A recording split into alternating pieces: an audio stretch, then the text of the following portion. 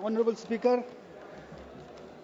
Sir, हुकूमत का कहना है कि ये बिल पूरे मुल्क में वक़्फ़ जायदाद के इंतज़ाम और निगरानी को बेहतर बनाने के लिए लाया गया है, लेकिन इसमें कुछ तजावीज़ ऐसी हैं जो गहरी फ़िक्र और परेशानी का सबब बनती हैं।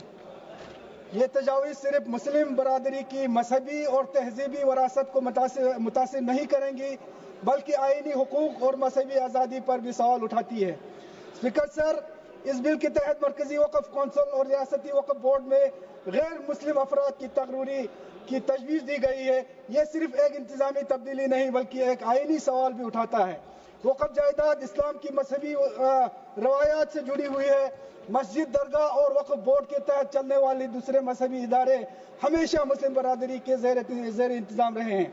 इसलिए वक़्फ़ बोर्ड मुस्लिम बरादरी के मजहबी आज़ादी का एक अहम हिस्सा है। ये नए काम हमारे आईनी दायरे में आर्टिकल 26 की खिलाफ वर्जी करते हैं, जो हर मजहबी तबके को अपने मजहबी कामों के इंतज़ाम खुद करने का हक देता है।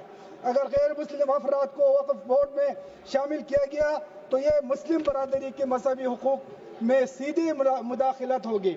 सर, आज यहाँ पे 2 मेंबर ने जिक्र किया, मैं भी ये जिक्र करना चाहता हूँ। बुद्ध गया में जो महाबोधि टेम्पल है, आज बुद्धिस्ट बरादरी के पूरे देश में उनके जो मजहबी पेशवा है, उनके मांग से आज पिछले कई महीनों से हड़ताल पे है, एहतजाज कर रहा है, क्योंकि मसला यही है कि उस जो महाबोधि टेम्पल है वो एक कमेटी के थ्रू चलता है। उस कमेटी में गैर बुद्धिस्ट मेंबर भी उसमें है। उस वजह से वो लोग जो है अपने मजहब के हिसाब से वहाँ काम नहीं कर पा रहा है।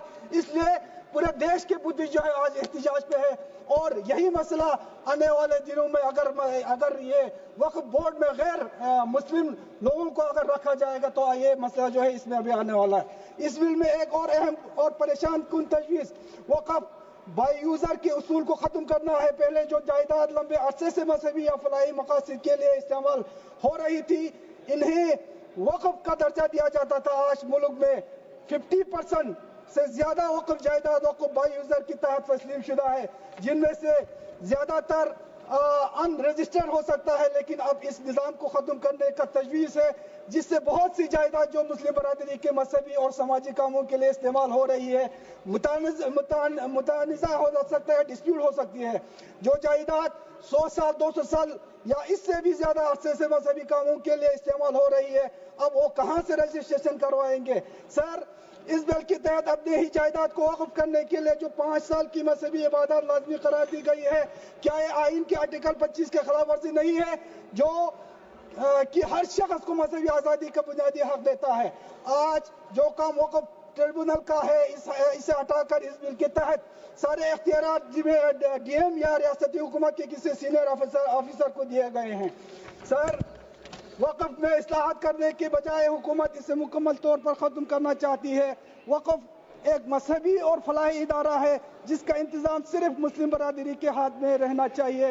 वक़्फ़ जायदाद का बेहतरीन इंतज़ाम और हिफाजत जरूरी है ताकि मजहबी और तहजीबी विरासत महफूज रहे। सर, इसलिए मैं आज इस बिल के खिलाफ खड़ा हूँ। समाधान 24 को सब्सक्राइब